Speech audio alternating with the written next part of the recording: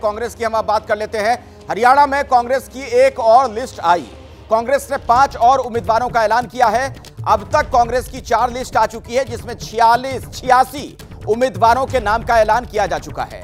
यानी 4 सीटें और जिन पर अप्रत्याशियों का ऐलान बाकी है। कुल 90 वहां विधानसभा की सीटें, जिनमें से 86 सीटों के लिए उम्मीदवार तय हो चुके हैं, उनके नाम का ऐलान कर दिया गया है। अब 4 और सीट पर उम्मीदवारों का ऐलान बाकी है। आइए जैनेंद्र के पास मैं आपको एक बार फिर से लिए चलता हूं, हमारे साथ जुड़े हुए हैं जैनेंद्र। अभी जो नाम सामने आ रहे हैं उसमें क्या खास देख पा रहे हैं आप?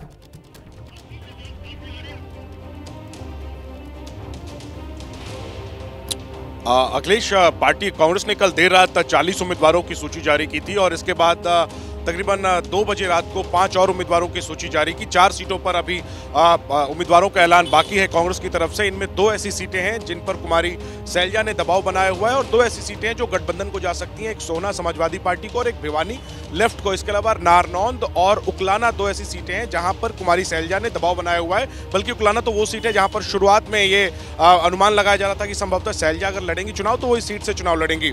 कल रात जो 40 सीटों की लिस्ट आई उसमें अहम बातें ये थी कि कैथल सीट से राज्यसभा सांसद रणदीप सुरजेवाला के बेटे आदित्य सुरजेवाला को मौका दिया गया। इसी तरीके से मुलाना सीट है अंबाला में, वहां से जो विधायक हैं, जो अब विधायक थे और जो अब सांसद बन चुके हैं वरुण चौधरी, उनकी पत्नी को कांग्रेस ने उतारा। इसी तरीके से कलायत सीट से हिसार के सांसद जयप्रकाश अपने बेटे के लिए टिकट मांग रहे थे, उनके बेटे को टिकट मिल गया है।